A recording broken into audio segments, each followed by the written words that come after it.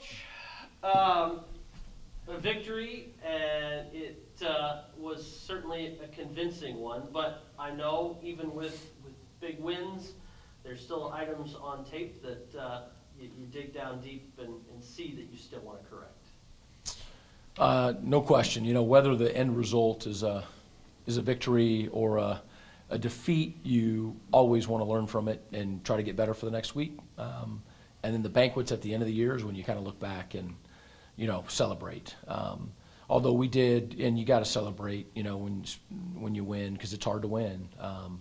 And we go by that 24-hour rule, you know, and then we learn from it, flush it, and move on. But it was a neat night, you know, for our program. You know, our guys have just stuck with it, believed, and despite the, you know, incredible frustration at the end of the game, 6 times in a row, our guys were prepared. They're ready, mentally, physically, emotionally, and you know, not perfect, but played well on Thursday night. And it's fun to see our guys smiling and having a good time, you know, in the locker room afterwards. And I think one of the takeaways for me too was how excited our guys were who'd been playing, you know, the last 8 weeks, you know, were for the guys that got to get in, some for the first time. That was a neat deal. You look at it, the first couple drives, Ball State does have the offense going, and some people are thinking, maybe here we go again, another tight game. But then all of a sudden, it just seemed like offensively, your team found another gear, being able to, one, get Ian Gilling, but also finding Shaq and Blake their own fair amount of carries and touches. Yeah, we ended up, you know, rushing the ball pretty effectively throughout, and then, you know, countering that with our pass game. You know, we can be pretty potent and be very productive and efficient when you know, those two facets along with the play action, you know, is going. So it was good. Yeah, I think, you know, defense started great with the 3 and out, and they went backwards, and we got a 6-yard punt and went in 2 plays and scored. But you know, Ball State didn't go away by any means. I mean, they countered by moving the ball down the field and scored. And then when we came back out, you know, it was a strip sack fumble there, and they're knocking on the door again to go up 14-7. But our defense did a great job in that sudden change, keeping them out of the end zone. And you know, their offense did move the ball some, but when you look at the totality of the game, you know, they scored twice, and so our defense bent some, but didn't break. And in the end, it was a good day. You touched on guys getting to play that have not had a lot of experience. Danny Samuelson finally gets in for his first true offensive plays. Isaac Siebling as well. And then you see the INT and the pick 6 at the end by Jeff Hubbard, who's played a little bit more, but it was for his first true test as well. Yeah, and he's been, you know, predominantly on special teams, you know, so for him to get some at corner was really good. But, you know, it wasn't just that group, but those are some of the names of guys who are, you know, playing, you know, for the first time. And it's not because we haven't wanted to, but, I mean, we've literally been in, you know, going down to the last play games, the last 7 in a row, everything since Charlotte. So, but that was part of the fun, and I really, you know, love the response of our guys who had been playing when those other guys were in. You know, it meant something to them, and we're excited for them, and so that was a good feel. Did you ever get the sense that maybe some weight was lifted off people's shoulders in that sense that we kind of, hey, we can do this now? It's just a little different than being in those tight games where maybe people are a little more uptight. I don't know that we've ever really been uptight, and I don't weight off. Our backs are against the wall, and the wall hasn't moved any, you know, nor have we. I mean, so in order for us to accomplish our goal, our backs are squarely against a wall. But that's different than weight on shoulders, you know. So we know where we stand in terms of, you know, we have to be victorious, you know, this week if we want to accomplish our goal. I know you don't talk a lot about records, but going into this game, Brogan has a chance to set a number of them, including touchdown passes in a career, total yardage, passing yardage, all that. When you have a person like that on your team that can rewrite all those records, is it a little more special when he gets those, or is it just like, hey, congrats, but in the end, let's worry about that at the end of the year?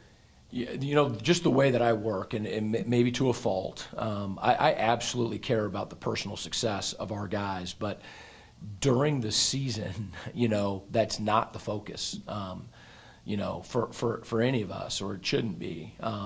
But then you have a whole life for those guys, you know, to live and to look back and to recount and to talk and to celebrate and put up on the wall and put on the shelf and all of that. But, you know, those things are for another time. You know, Brogan is going to want and is going to need to play great on Wednesday for our football team to win. Central has the #1 pass defense in the conference. So, I mean, anything that we do is going to be hard-earned. I mean, he's had, you know, a fantastic career, and you've done a great job documenting all that. So it's not something that we try to ignore or anything like that. But I just, anytime you start focusing on that, you know, it's no bueno. Wednesday night game that Central's coming off a huge win, rallying back to beat Western. Your team's coming off the emotional high of beating Ball State.